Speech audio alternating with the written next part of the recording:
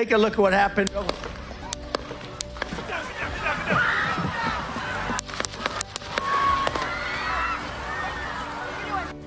America ಮಾಜಿ ಅಧ್ಯಕ್ಷ Donald Trump ಮೇಲೆ ಗುಂಡಿನ ದಾಳಿಯಾಗಿದ್ದು ಕೂದಲೆಳೆ ಅಂತರದಲ್ಲಿ ಪಾರಾಗಿದ್ದಾರೆ. ಡೊನಾಲ್ಡ್ ಟ್ರಂಪ್ ಕಿವಿ ಭಾಗಕ್ಕೆ ಗುಂಡು ತಗುಲಿದ್ದು ರಕ್ತದ ಫೋಟೋಗಳು ಸೋಷಿಯಲ್ ಮೀಡಿಯಾದಲ್ಲಿ ವೈರಲ್ ಆಗಿವೆ. ಸಾರ್ವಜನಿಕ ಸಭೆಯಲ್ಲಿಯೇ ಗುಂಡಿನ ದಾಳಿ ನಡೆದಿರುವುದು ಆತಂಕಕ್ಕೂ ಕಾರಣ ಆಗಿದೆ. ಚುನಾವಣೆ ಹಿನ್ನೆಲೆಯಲ್ಲಿ ಪೆನ್ಸಿಲ್ವೇನಿಯಾದಲ್ಲಿ ಸಾರ್ವಜನಿಕರು ಹಾಗೂ ಪಕ್ಷದ ಕಾರ್ಯಕರ್ತರನ್ನ ಉದ್ದೇಶಿಸಿ ಮಾತನಾಡ್ತಾ ಇರೋ ಸಂದರ್ಭದಲ್ಲಿ ಟ್ರಂಪ್ ಮೇಲೆ ಗುಂಡಿನ ದಾಳಿ ನಡೆದಿದೆ.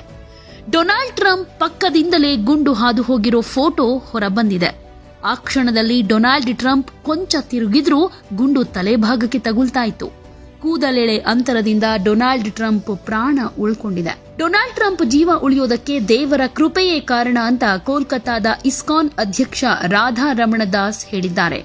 ದೈವಿಕ ಅನುಗ್ರಹದಿಂದಲೇ ಡೊನಾಲ್ಡ್ ಟ್ರಂಪ್ ಉಳ್ಕೊಂಡಿದ್ದಾರೆ ಅಂತ ರಾಧಾ ರಮಣ್ ದಾಸ್ ತನ್ನ ಎಕ್ಸ್ ಖಾತೆಯಲ್ಲಿ ಬರೆದುಕೊಂಡಿದ್ದಾರೆ. ಗುಂಡಿನ ದಾಳಿ ನಡೆದಿರೋದ್ರ ಬಗ್ಗೆ ಎಕ್ಸ್ನಲ್ಲಿ ಪ್ರತಿಕ್ರಿಯೆ ಕೊಟ್ಟಿರೋ ರಾಧಾ ರಮಣ್ ದಾಸ್ 48 ವರ್ಷಗಳ ಹಿಂದೆ ಡೊನಾಲ್ಡ್ ಟ್ರಂಪ್ ಜಗನ್ನಾಥ ರಥಯಾತ್ರೆಯನ್ನ ಉಳಿಸಿದ್ರು. ಇಂದು ಇಡೀ ಜಗತ್ತು ಜಗನ್ನಾಥ ರಥಯಾತ್ರೆಯನ್ನ ಆಚರಣೆ ಮಾಡ್ತಿದೆ. ಡೊನಾಲ್ಡ್ ಟ್ರಂಪ್ ಅವರನ್ನ ಗುಂಡಿನ ದಾಳಿಯಿಂದ ಜಗನ್ನಾಥ ಸ್ವಾಮಿಯೇ ಉಳಿಸಿದ್ದಾರೆ. ಈ ಮೂಲಕ ಜಗನ್ನಾಥ ಸ್ವಾಮಿ ತಮ್ಮ ಋಣವನ್ನ ತೀರಿಸಿದ್ದಾರೆ ಅಂತ ಹೇಳಿದ್ದಾರೆ. 1976ರಲ್ಲಿ ರಥ ನಿರ್ಮಾಣಕ್ಕೆ ತಮ್ಮ ಟ್ರೈನ್ ಯಾರ್ಡ್ ಬಿಟ್ಕೊಟ್ಟು ರಥಯಾತ್ರೆ ಆಯೋಜನೆ ಮಾಡುವುದಕ್ಕೆ ಇಸ್ಕಾನ್ ಭಕ್ತರಿಗೆ ಸಹಾಯ ಮಾಡಿದ್ರು. ಇದ್ರ ಬಗ್ಗೆ ಅರ್ಚಕರು ಮಾಹಿತಿಯನ್ನ ಕೊಟ್ಟಿದ್ರು. ಇಂದು ಜಗತ್ತು 9ನೇ ದಿನದ ಜಗನ್ನಾಥ ರಥಯಾತ್ರೆಯನ್ನ ಆಚರಿಸ್ತಾ ಇದೆ. ಇದೇ ದಿನ ಡೊನಾಲ್ಡ್ ಟ್ರಂಪ್ ಹತ್ಯೆಗೆ ಸಂಚು ನಡೆದಿದೆ. ಜಗನ್ನಾಥ ಸ್ವಾಮಿಯ ಕೃಪೆಯಿಂದ ಟ್ರಂಪ್ ಜೀವ ಉಳ್ಕೊಂಡಿದೆ. 1976ರಲ್ಲಿ ಮೊದಲ ಬಾರಿಗೆ ಅಮೆರಿಕದ ರಸ್ತೆಯಲ್ಲಿ ಜಗನ್ನಾಥ ರಥಯಾತ್ರೆ ನಡೆದಿತ್ತು. ಅಂದು 30 ವರ್ಷದ ಡೊನಾಲ್ಡ್ ಟ್ರಂಪ್ ರಿಯಲ್ ಎಸ್ಟೇಟ್ ಉದ್ಯಮಿಯಾಗಿದ್ರು.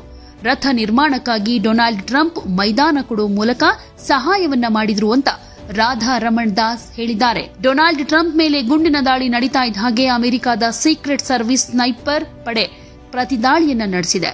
ಶಂಕಿತ ಬಂದೂಕುಧಾರಿಯನ್ನ ಹತ್ಯೆ ಮಾಡಲಾಗಿದೆ ಅಂತ ಅಮೆರಿಕದ ಸೀಕ್ರೆಟ್ ಸರ್ವಿಸ್ ಮಾಹಿತಿ ಕೊಟ್ಟಿದೆ.